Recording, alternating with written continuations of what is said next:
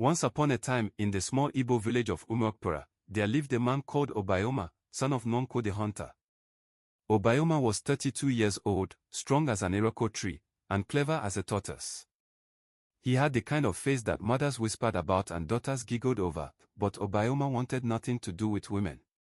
This was not normal. In Umuokpara, once a man reached 30 without a wife, people began to hold secret meetings about him. But Obioma had made up his mind years ago. Women bring trouble, he told anyone who asked. They scatter a man's mind like wind scatters dry leaves. And to prove his seriousness, Obioma had taken the most unusual step. He built himself a mud house at the far edge of the village, planted tall bamboo around it, and fixed a heavy wooden door with 3 iron locks. When evening fell, Obioma locked himself in. No woman, no matter how beautiful or sweet-voiced, could cross his threshold. The truth was, Obioma had not always been like this. In his youth, he had been a lover of love.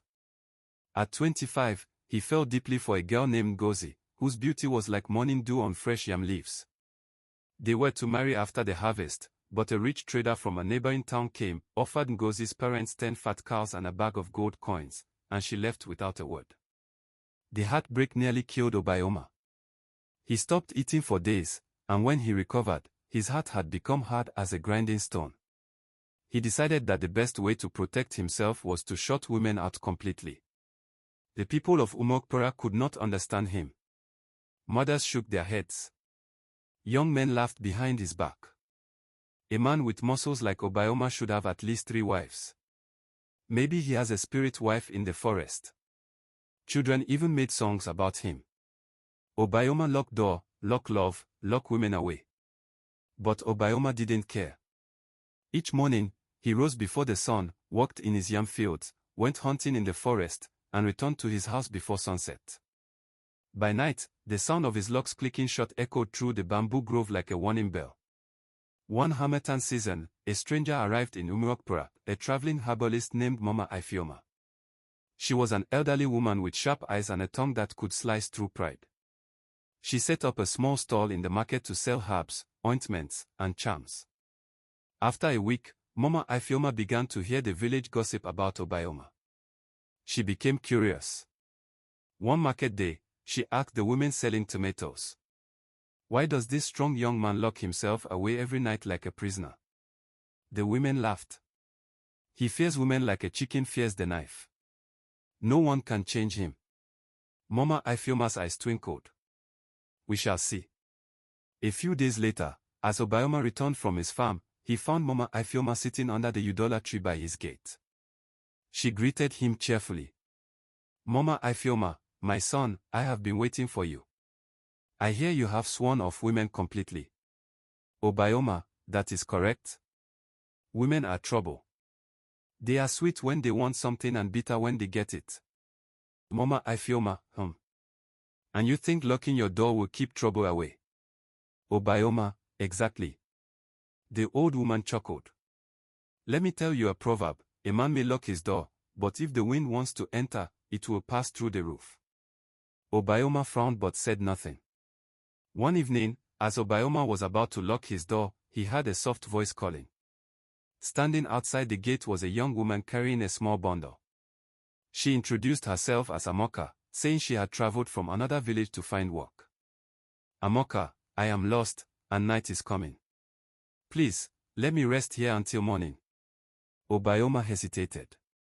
His rule was simple: no woman enters. But the Harmattan wind was cold, and she looked exhausted. Against his better judgment, he allowed her to sit by the fire in the outer courtyard. He kept his distance, barely speaking. But as the hours passed, they began to talk about farms, food, and life in their different villages. Amoka left the next morning, thanking him for his kindness. But something strange happened. Obioma found himself thinking about her as he walked in his farm. He wondered if she reached her destination safely, if she had eaten, if she was warm. A week later, she returned to the village, this time to sell vegetables in the market. She greeted Obioma warmly when she saw him passing. The villagers noticed. Our hermit has made a friend." Obioma denied it, but slowly, the bamboo walls around his hut began to bend. Months later, during the New Yam festival, the entire village gathered in the square. There was dancing, drumming, and feasting. To everyone's shock, Obioma appeared, not alone, but walking beside Amoka. He had even left his house unlocked that day. When Mama Ifeoma saw this, she laughed quietly. She went to him and whispered, "You see, my son, a man can lock his door, but when the right one comes, she carries the key without even knowing it." That night, Obioma sat outside his house, thinking. He realized that his years of isolation had kept him safe from heartbreak, but they had also kept him from joy. A door is meant to protect, yes, but also to open for the right person.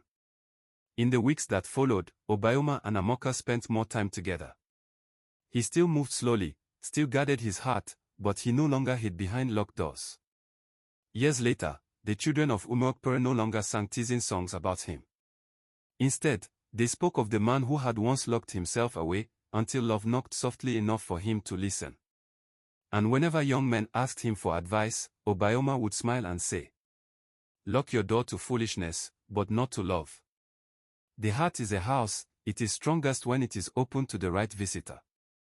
Moral of the story: fear protects, but too much fear becomes a prison. Wisdom is knowing when to open the door. Make sure you like and subscribe to my channel for more Africa story. Thanks.